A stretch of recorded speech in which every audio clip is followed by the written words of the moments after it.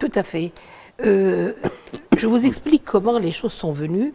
Donc, 2 jours après la parution du livre, il est là, je l'ai eu.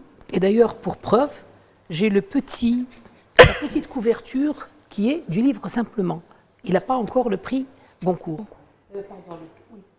Donc, 4 jours après la parution du livre, j'ai déposé la première plainte des victimes de l'organisation des victimes du terrorisme. Et donc, il faut déposer devant le juge d'instruction. Après, le juge d'instruction étudie les pièces, étudie le dossier, lit le livre, et après, il nous appelle pour payer la caution, pour dire s'il est d'accord pour suivre cette affaire ou pas. Donc, ça, c'était la première affaire. Quelques jours après, nous avons actionné pour le compte de la victime que nous avons retrouvée grâce donc à notre brillant journaliste, n'est-ce pas, et qui a demandé à ce que je sois son avocat, et j'ai accepté évidemment sans aucune retenue.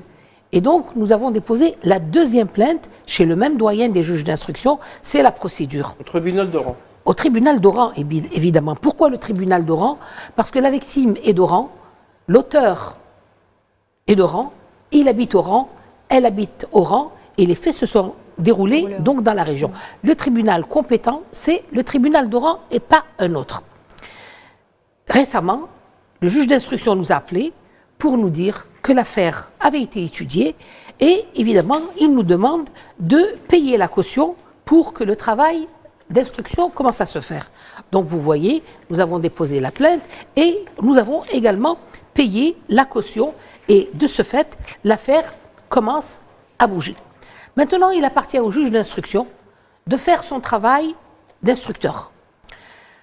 Pour ma part, j'ai dû, dans ma plainte, me renseigner sur nombre de points.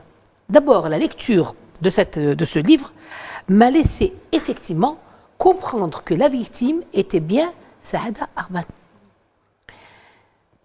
Il y a des faits visuels qui nous permettent de l'identifier et il y a d'autres faits. Un des faits que nul ne peut contester, c'est le fameux tatouage qu'elle a entre les épaules. Et ce tatouage n'était connu que de la femme de Kamel Daoud.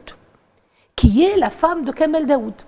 La femme de Kamel Daoud n'est rien d'autre que le médecin traitant de Saada Arban. La psychiatre. Exactement.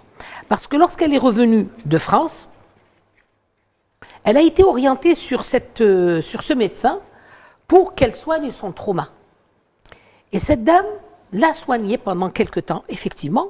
Mais ce qui est dramatique, c'est qu'elle a utilisé son malheur pour permettre à son mari d'écrire ce livre.